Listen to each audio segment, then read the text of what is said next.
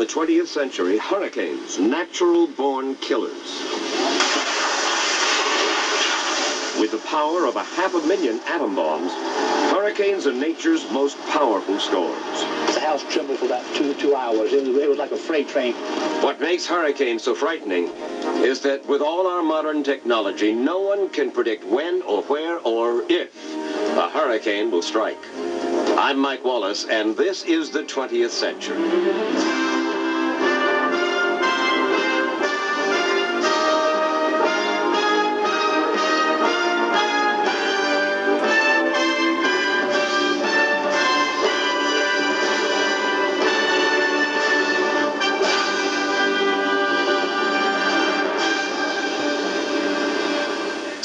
In warm ocean waters thousands of miles from land, hurricanes can quickly turn into ferocious, unpredictable killers that can strike anywhere along America's eastern seaboard.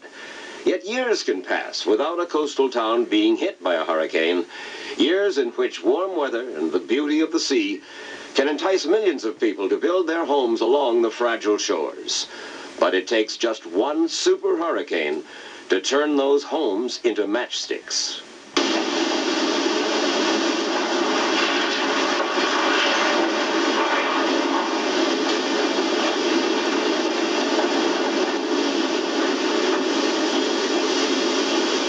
Folks along South Carolina's coastline barely took notice in September of 1989 when a tropical storm way out in the Atlantic became Hurricane Hugo. But it wouldn't be long before they started paying more attention, a lot more attention. Forecasters are now describing Hurricane Hugo as extremely dangerous, and as the storm churned toward the islands of the Eastern Caribbean tonight, Hugo made its first landfall by severely damaging 90% of the Caribbean islands of Montserrat and Guadeloupe, killing 21 people. The hurricane was very, very disastrous. What people are doing now in their house is just patching up their houses. And as soon as the rain falls, the water just come down and no peace, no rest. A few hours later, Hugo slammed into the Virgin Islands in Puerto Rico, killing another 5 people and leaving thousands more homeless. Forecasters are predicting 5 to 10 inches of rain along with the high winds, and there's already a flash flood warning in effect. Authorities warn that widespread damage is expected all across the island in the coming 12 hours. Hurricane Hugo is already a killer, and its next stop is here.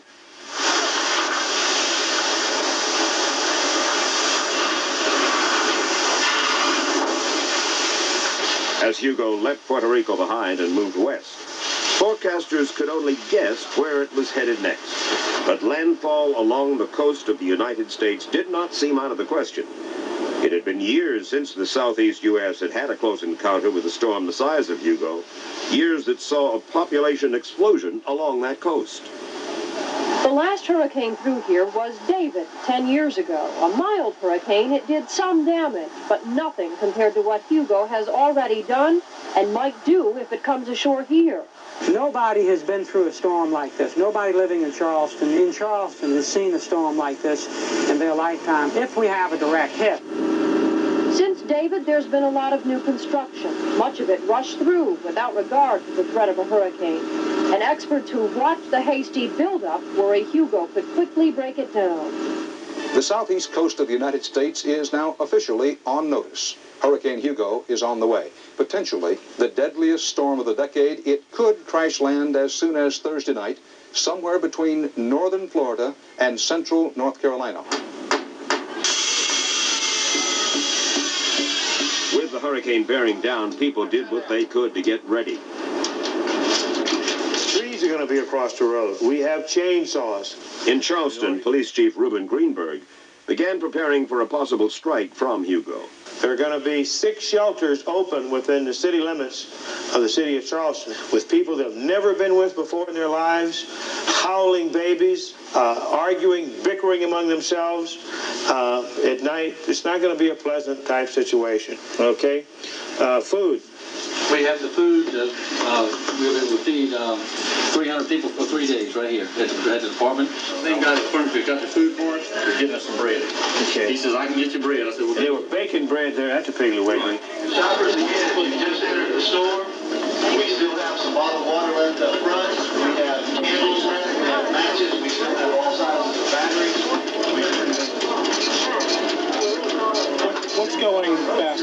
What are you running out of? Water and batteries. Water and bread.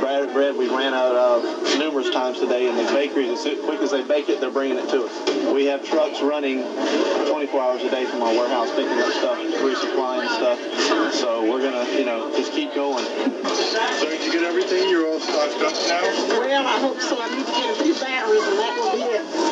I think I'm hurricane-proof after that. As Hugo approached the coast, so-called hurricane hunters repeatedly flew in and out of the storm, tracking its direction and intensity. The wall, we're still in the eye now. As we approach the wall of the band of clouds around the eye, we may be able to pick up some convective activity, thunderstorms, and get some flashes of lightning. You must be on the island by 12 noon. Authorities began evacuating residents from low-lying areas. We certainly hope that the people got off the barrier islands okay. They've been in hurricane warnings, I guess, most of the day, so they've had time to get ready, and I hope they made good use of it. The fact is, evacuation is critical because the greatest threat from any hurricane is surprisingly not the wind or the rain, but something called the storm surge. The storm surge is formed at the center or eye of a hurricane. This is a cross-section drawing. Low pressure in the eye draws the ocean water upward, forming that huge wall of water. As the hurricane approaches the coast, waves as high as 8 feet start pounding the shore. Then, as the eye hits land, the storm surge roars in like a giant bulldozer, maybe 15 feet high. In the worst cases, this happens at high tide, adding 3 or 4 feet to that wall of water. The barrier islands here have already been conceded to Hugo, abandoned as it becomes clear the hurricane will hit. Plenty are convinced that's true. The thousands who jammed the highways leading out of town this morning, leaving behind boarded-up homes, sealed-up businesses, final messages.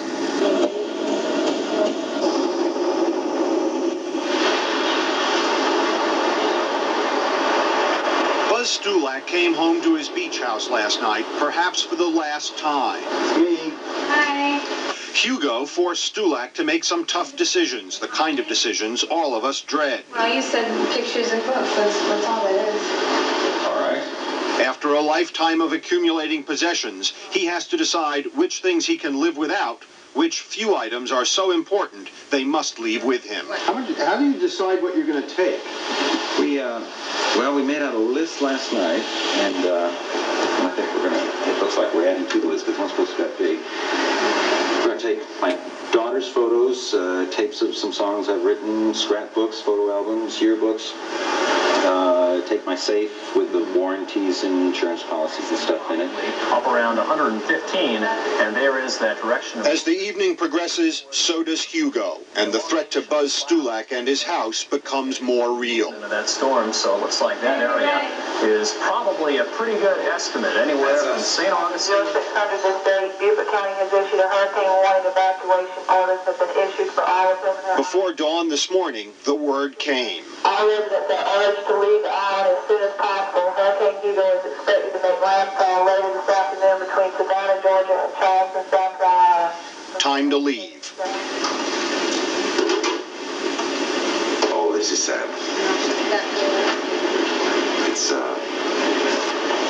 hope it's here when we come back. But not everyone left. To be in it and to feel it. I think I want to feel that sensation around me. Knowing that I am secure here. I mean, I'm not putting my family into any danger, I don't think. I don't know, maybe I'm a strong person. I don't know what it is, but I'm really not scared. I love this house, and I ain't going to move out of it for nobody. We're going to stay here because, of course, Mom and Dad will not leave this house. And what we'll do is probably just move upstairs. If you leave, you might don't have nothing when you come in. It's calm here right now, but the periods of calm have been broken through the morning by sheets of heavy rain and wind. And the official word is, if you can get out, do get out. We're not going, because I can't find my mom nowhere. Neither my little kids, I don't know where they're at. And I just feel safe in the house. Try to picture it, what it's going to be like when it's all over with. I don't think you can do that right now. We were up at 3 o'clock this morning, getting all the furniture out of the yard, potted plants out of the way, trash cans, anything that can fly. Be like a bullet out there. So this is all we can do. Wait it out.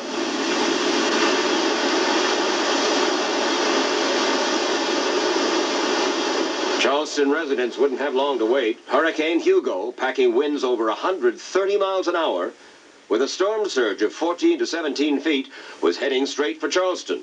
And there was nothing that Charleston could do to stop it. The story of Hugo and Charleston when the 20th century returns.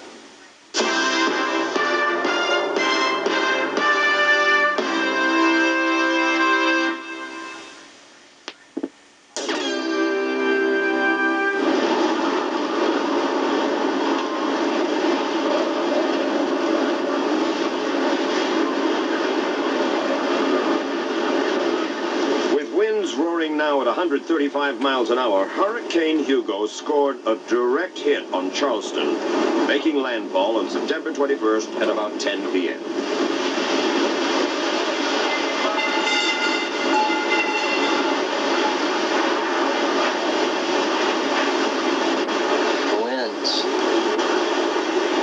The winds, that's this eerie feeling at night when you're sitting there and you're hearing the winds out and you cannot see them, but you can hear it.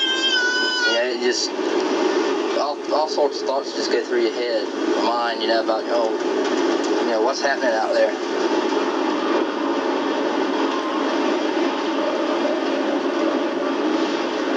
It was a whooshing sound. That's all you could hear. It was whoosh and continuous whoosh. That's all you could hear.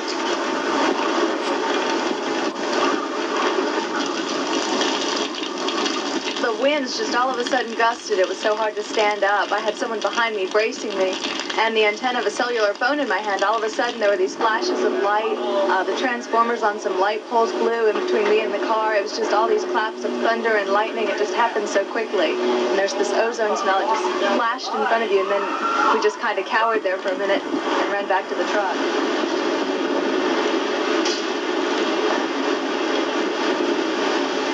Richard and Julie Ray thought it might be interesting to ride out the storm in their home in the center of Charleston.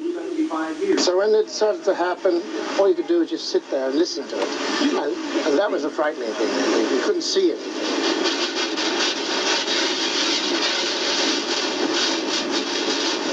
Vibration. It's getting spooky. Oh, that's next door's.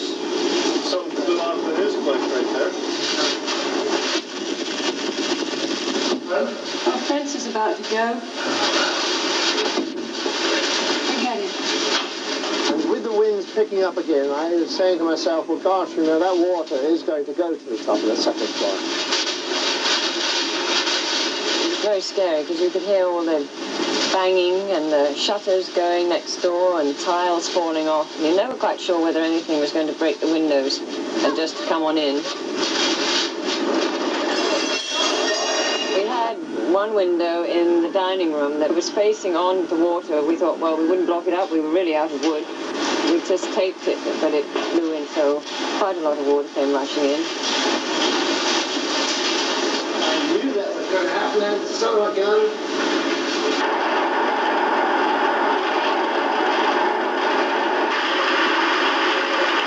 When the wind started shaking the house trembled for about 2 hours. It was like a freight train for 2 hours coming by here. I was scared. I was scared. Boy, that thing was a bitch. The lick and the wind blowing, the rain, and it just lick. As if I die, I'm going to die right here in the house. Other Charleston area residents rode the storm out in public shelters. This is the Garrett High School in Charleston, South Carolina. It's a shelter for 300 people who have been evacuated to higher ground. 300 of these people were in a large gymnasium waiting for the storm. When the storm first hit it with winds of 135 miles an hour, it rippled through the roof, scaring a number of the people. A determination was made by the civil defense officials to move all 300 people from the gymnasium, and an announcement was made. It's probably all right. You'll be safer in the long corridor down this hall to the left. Mr. Coco will help you move. If you would like to leave your belongings, you can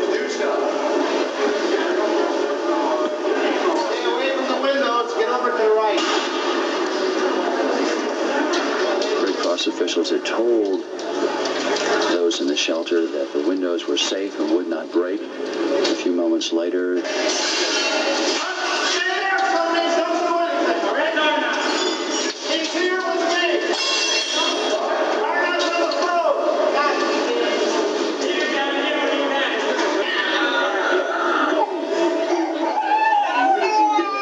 Have you ever been through one of these before? Yes, I have.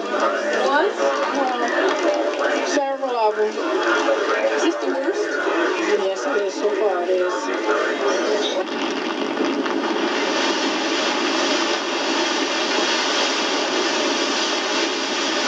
After an hour or two of water and rain and howling wind, the winds die down to no more than 15 miles an hour as the calm center of the storm passes overhead. You know, it's just very hard for me to believe. At 12:20, and the eye is supposed to be around this area for 2 hours, between 12 o'clock and 2 o'clock.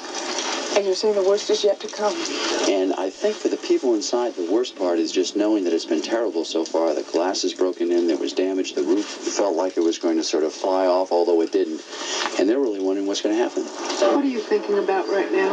I'm just thinking about my home. See, wondering if it's okay, and just thinking and praying we're all in here, and I hope everybody's okay. And our lives means more to us. Boy, it's starting a bit again, isn't it? Bob, the wind's picking up. I understand. We'll go right in here. Charleston was then hit by the other, equally intense, equally ferocious side of the storm.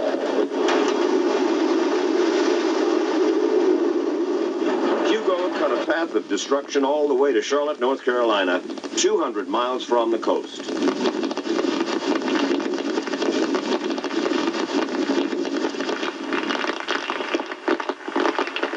As Hugo moved away, the people of Charleston crept out of their bunkers to survey the damage.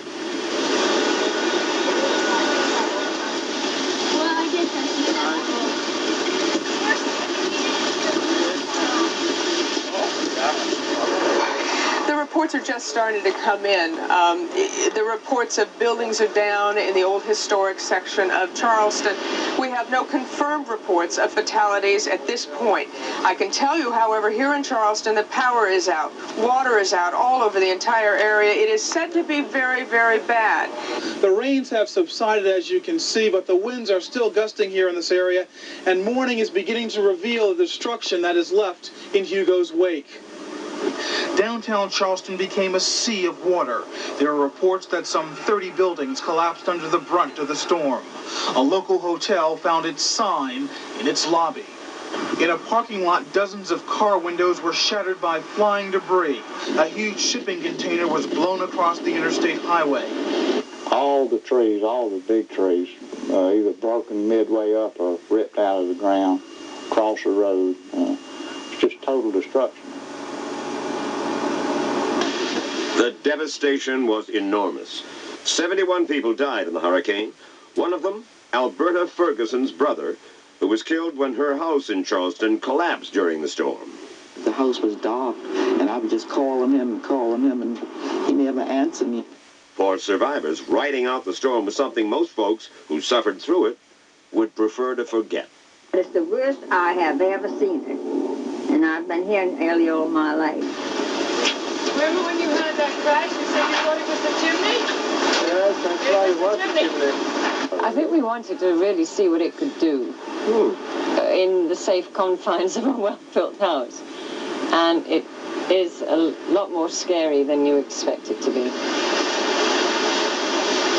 If you're not scared of it, it's crazy. I mean, yeah, you gotta be scared. I'm not sure I would do it again. It was that scary. I mean, this house shook and shook until the back part of the roof blew off, and it was. No, I thought it was going to be a tough one, and it was. Residents who sought shelter in a high school in McClellanville spent the night trapped in rapidly rising seawater, fighting for their lives.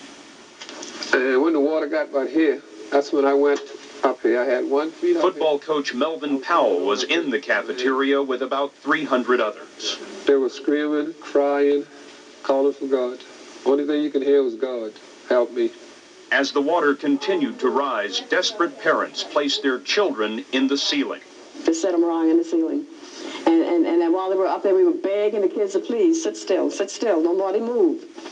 Principal Jennings Austin was on the roof. It ran through my mind that there's several hundred people down here drowning. The water got up to here to the adults, and they were on tables. It looks like it just got high enough, and then it went down. If it had gone even with a foot, that would have made the difference. Hugo's storm surge reached 20 feet, rushing as far as 10 miles inland. We were prepared for the wind, but we were not prepared for the storm surge. And when we got up the next morning, I looked outside to see if everything was still there, if the building was still in the same place. Well, it was on the same piece of property, but not the same place. It seems as though the water came from the woods over there and picked up the building, took it about 15 feet off the foundation, turned it around and dropped it. It is an awesome power. And if you don't believe it, just look at the bricks. And there were big old brick columns out here. They were in the ground with concrete, and they were torn out of the ground. This is what 135-mile-per-hour winds and 17 feet of water can do to a place. The barrier islands off Charleston were chewed up and spit out by Hugo on his way to the mainland. I prayed and I asked the Lord, if he wanted the furniture, well and good, but please save me without any injuries. The storm saved Mrs. Robinson's furniture, but took the walls. All over Charleston, Hugo changed the landscape. A restaurant here yesterday is gone today. A tranquil oceanfront neighborhood transformed overnight. I have so many friends that have no place to stay. Everything they own is gone. It's awful. What physical change did he make besides the houses? Oh, he took away the dunes. There's no sand anymore. There's no protection. Our house never had an ocean view before. We've got one now. And it's awful up here. There's no communication, there's no water, there's sewage in the house, the septic tanks are running all through the houses. I just stepped in some. There's shrimp everywhere, live shrimp on my living room floor, and that's okay. We're laughing through it and loving through it. This is horrible. And Hugo's devastation didn't stop at the shoreline. Damage from the storm stretched for miles inland. It looks like just about the entire trailer park is flattened or flipped. There's stuff on both sides of the road. Here we are, Sumter County, 80 miles at least from the ocean. And this house, no roof on it, yet people are still living here. And as little as these people had, they've got nothing now. These from New York. Because we retired, come home now to live, and this is what we get. What you gonna do? Have it fixed and stay right here. Home is home. What could I do? I didn't go to the Santa the other night. I stayed right here when Hugo come through. And God let him mess up this room, and me and my husband was back there in the front room.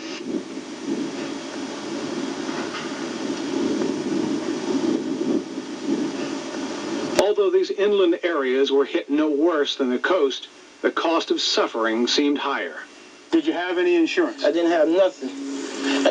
I just worked long enough to pay for it, and this happened. That's my luck. And this ruined me.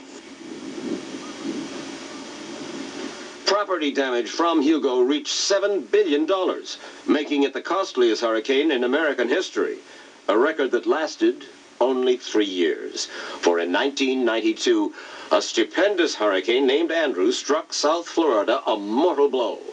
That story when the 20th century returns.